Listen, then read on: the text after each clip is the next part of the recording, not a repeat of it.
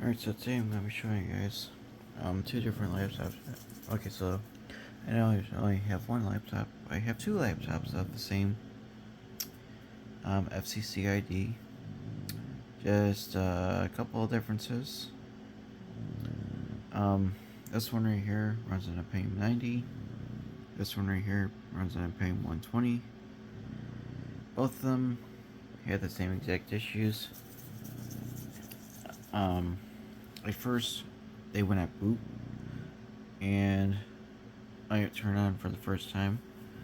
So I actually determined that it was the clock battery on these things that have gone dry. So I went ahead and did an external one. This one right here is just a longer one. I have it taped up to the back of the display here. The other one is taped up right next to.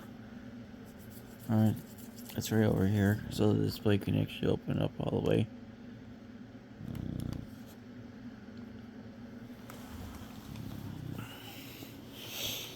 Both of them have the same exact features, bells and whistles, the whole 9 yards, except for, like I said, the CPU is different, and the hard drive connection is a little bit different. Actually, they're both ID 45K. IDE. Except one of them has a caddy, the other one does not. Now this one had the caddy. Apparently I must have misplaced it. I don't know where it is at the moment. This one right here has the caddy. And it came with a hard drive. And I took that hard drive out. And I placed solid state drives in these things. This one runs on an SD to IDE. This one runs on a CF to IDE. This is the one that I fixed recently. This is the one I did a hack job on recently. Both of them are 2 gigabytes in size. This one has a little bit more storage than the SD card. This one has 1,907 megabytes. This one has a little bit over 1,800 megabytes. So technically they're both the same capacity, but like 2 gigabytes, but it's just a little bit less between the two. This one's a little more, this one's a little bit less. Excuse me. Anyways, both of them have 16 megabytes of memory. They both have a similar operating system, Windows 95A. I also have both of them where I can boot into DOS mode, so you can play DOS games on it. Both of them have the same exact files and everything, pretty much per se. Games, operating system, files, whole 9 yards. Well, actually, with the exception of files. This one has more files than this one. Namely, computer themes. Like Mario Kart 64 theme. I also have a Vegas Golden Knights 2023 Stanley Cup picture on this one as my background. I'm going to be doing the same thing on this one eventually, once I get a network card / modem for it and a game port. And my initial plan for both of these is to get another power brick for this one, so that way, and also repurpose these batteries, like replace the cells from nickel metal hydrides to lithium ion. Let's see, other issues. The keyboards need to be cleaned, like really bad. They act a little funny sometimes. Sometimes when I push on a key, I have to push on it really hard to get it to work. Let's see, this is the boot disk guide for Flop Boot Manager, which I doubt it's going to work now. Or did I put MS-DOS on that floppy? Let me take a look and see. So anyway, I'll go ahead and boot up this one here. Both of them have the same video. Chips and Technology 65545 ISA, which is a pain, which I don't like ISA anything. This is basically ISA everything. No PCI or anything like that. It's just very strange to see that on here.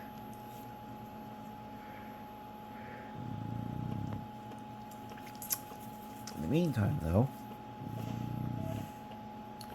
yeah, I gotta go fix that. I format this floppy. I put the game port files back on there. But fortunately, I archived the diskettes. This one's working fine. I had Ethernet modem one that stopped working, but fortunately I have the drivers on both the drives, so if I ever get the same exact card, because the dongles and everything, of course I got another one I just get another dongle for the other one, because the thing broke, but it still connects to the internet, which is actually no big deal. Both of them have modems, 33.6K. Let's see here. So the initial plan is to have both of them have the same exact hardware in terms of PCMCIA cards. So that way I can hook up a phone line between the two, so I can do some old school MS-DOS gaming. Either that or hook up a serial cable to this or something. But the downside is these trackballs. This one, both of these had issues. This one is working fine. This one needs a good deep cleaning. I did a deep cleaning on this one not too long ago. It's a lot more smoother now. And when I move it to the left and right, it actually goes left and right, not up and down. So, it's one thing about these trackballs. You really need to get these things deep cleaned and everything. In terms of everything, both of them have TFT Active Matrix displays. Both of them run on the same NEC displays. Both of them have dead pixels. This one only has like one. This one has about like 2 or 3 of them. So I gotta go replace them. So this one right here has a red dead pixel. This one has green dead pixels. So I have to source new displays for this. And unfortunately, the major downside is there's no way to disable this display stretching on here. Mainly because 1, it's a laptop, and 2, I looked everywhere and all I could find are just the dip switches, and that's only for the processor. Which is pretty sad that I can't find anything to disable this anything. Not even in the BIOS. I'll show you the BIOS that it uses. It's from 1992. I'm not sure why they would do something like that. I mean, why can't they put like one BIOS on here or something, you know? Make sure you have the power management disabled on here. So this one has 1,907 megabytes of storage. Cylinders 3875, heads 16, free comp 65535, landing zone. Obviously, amount of cylinders and sectors per track. Both of these have 1.44 megabyte floppy drives. Both of them work without a problem. They boot without a problem and everything. In fact, let's see here. Let's take a look at the settings here. This is the advanced CMOS setup. And like I said, there is no thing on here to disable the display stretching, which is pretty sad.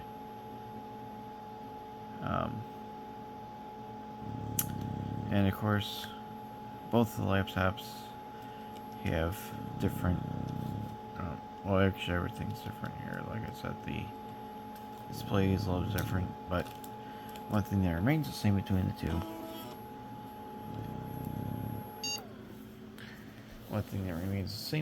two. Is the turbo versus slow speed controls.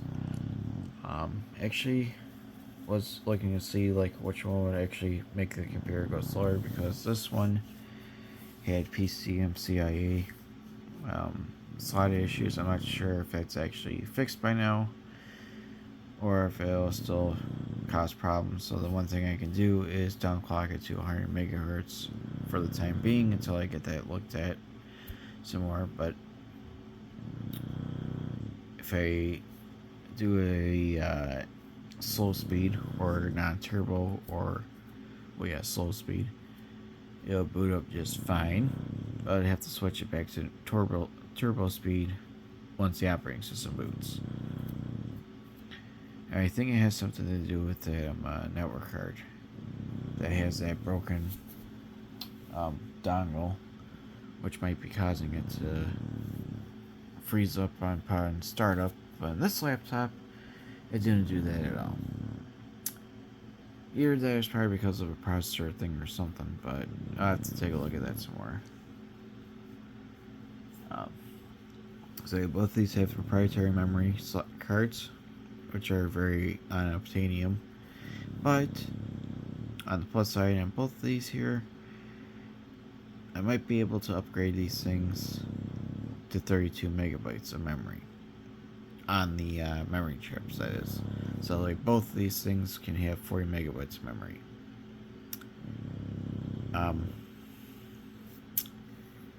In terms of everything else, there is no CD drive, which is pretty sad. I might find out if I can actually find a CD drive that not only has the game port on it, but also a good quality speed CD drive, so we can install games and stuff on it, drivers, the operating system without having to put everything on the hard drive. But normally I keep everything on drives, and these things can take up to 7.8 gigabytes of storage. I have tried putting a 40 gigabyte hard drive in it, and it would detect it, but it would freeze. Mainly because of the storage limitation. But I might be able to fabricate something in the future. The XT IDE PCMCIA cards. Now that would be cool to have something like that, but I doubt you can actually I doubt you can actually do something like that on there. Like on an ATA flash card or something like that. Not ATA flash card, like on a standard flash card. Or on like a CD-ROM controller or something. But I doubt you can actually do something like that for laptops. But I can always ask around. Maybe it might be something. Other than using an on-chip disk manager, which takes a hefty amount of conventional memory. Believe me, do not want that. Anyways, let's go ahead and boot up this one here. Actually, I'll boot up mine. Other one. I'm going to plug the charger in because the batteries are completely depleted and they don't hold the charge as hot. They don't hold the charge very well. If I can actually see what the hell I'm doing, that'd be great. Okay, there we go. It's plugged in until the DC battery light is on. So it's the 90 megahertz one.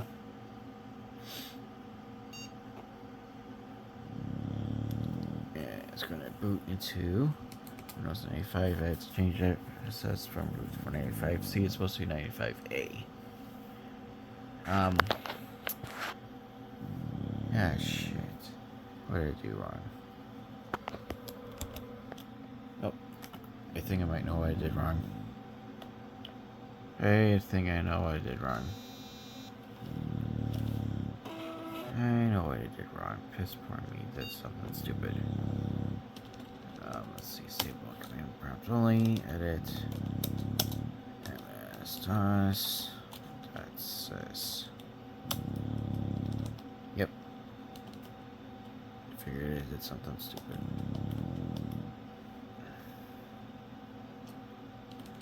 Alright, so actually found out another way. If I push Shift Delete, oops, Since my selection already been placed. Shift delete. It's not doing it. But on Windows it does. Okay, let's go ahead and do the control delete thing again. There's no reset button. There's a macro button, which I'm not sure what it does. I might be able to program it to use it as a start menu button, which would be nice.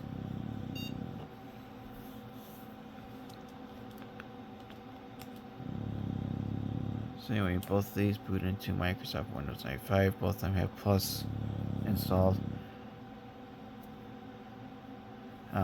Stretch displays, which I'm not quite fond of. I have to find a way to disable that.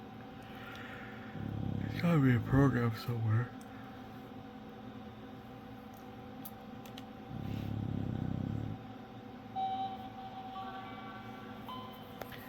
Oh yeah, and here's the other issue right here. So I have to replace the speakers on this DGi laptop because they're sounding a little soft.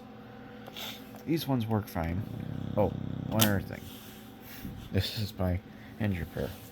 Long ass screws, which I need to epoxy now, or put some nuts over them with washers, and then put some epoxy on it. They'll be ready as rain. But sometimes this thing's a little bit flaky. Anyway, this is my yeah, I need to deep clean this one. Sometimes it's a little funny. On startup it works fine, but if I wait about like a couple minutes and it actually acts funny. Alright, let's see here. Come on, you fire. Let's see how much space I have left on here. I probably don't even have that much left on there. Yep. That's how much I have left on there. Yep, it is acting up okay.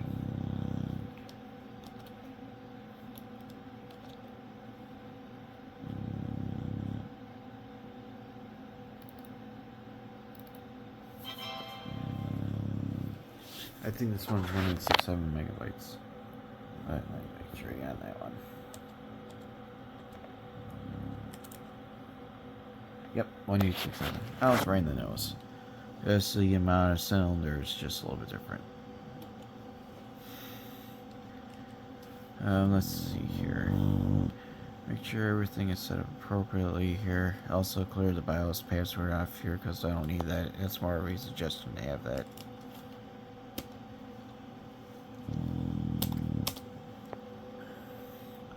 But let's put it into MS-DOS mode so I can enjoy the thing here. Let's see. Oops. I gotta add the config file for this too.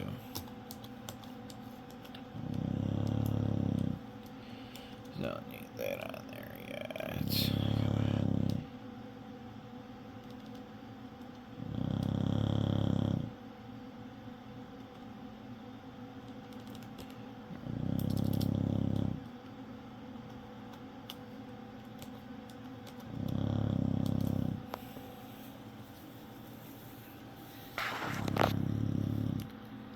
Okay, let's see here.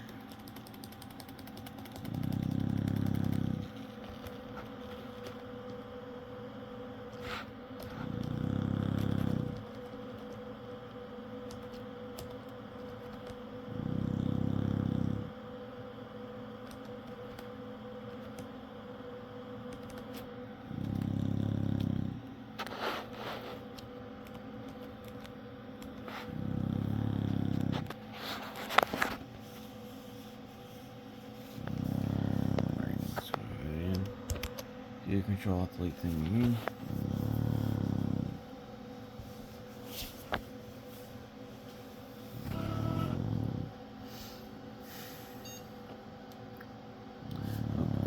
I forgot to turn that feature off.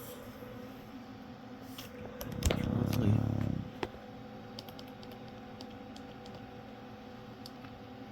Forgot to turn off the PCMCIA boot function.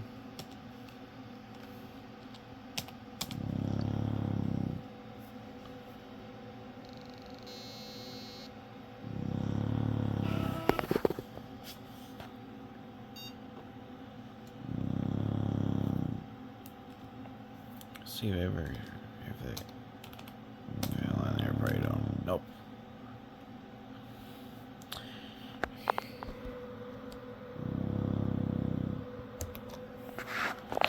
And restart it again. Actually.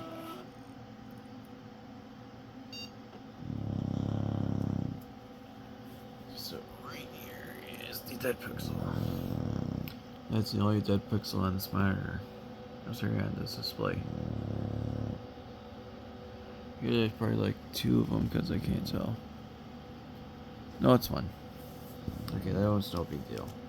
Because you can barely see it if there's right there. Actually, yeah, you can still see it. Crap.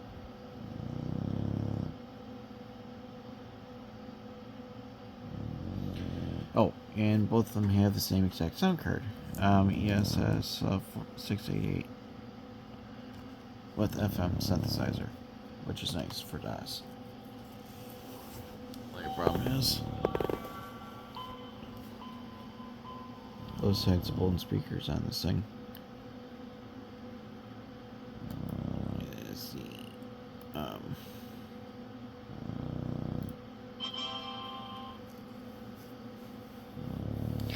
RQ, I can't set it to 5.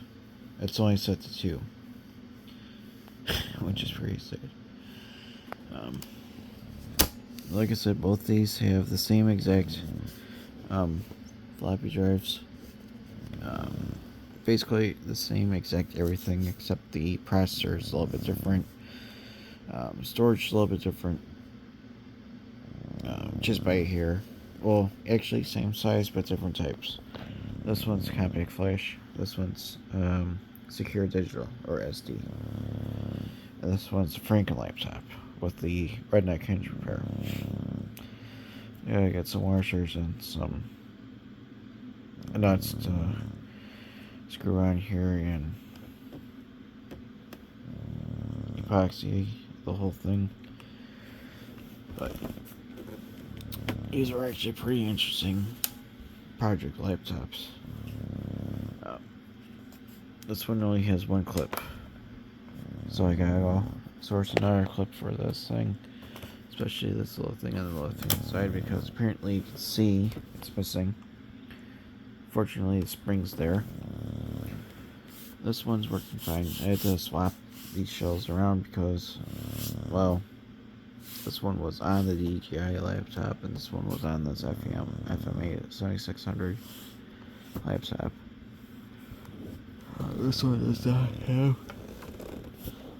any brain on here, but when I looked up, it said Nantan. According to FCCID, this one's a DGi. So basically, both of them have the same exact manufacturing. You can put a Pentium 16 here, all the way up to a Pentium 133. I'm not doing that. You should keep them in stock. This one might put a Pentium 90 in, just because.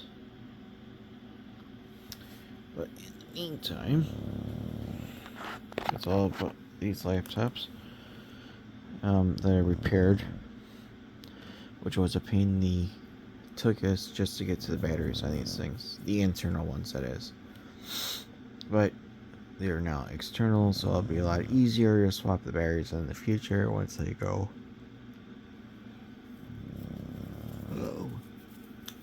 Another thing I'm planning on doing, like I said, is turn these into portable gaming systems. This one right here has its back cover for the ports and everything, but the little notch right here that would hold this thing in place is broken off. Dummy me. This one was missing anyway.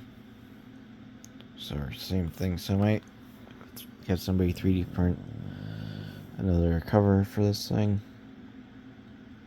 and I can actually add something here to fix that. But for now, it's all fine.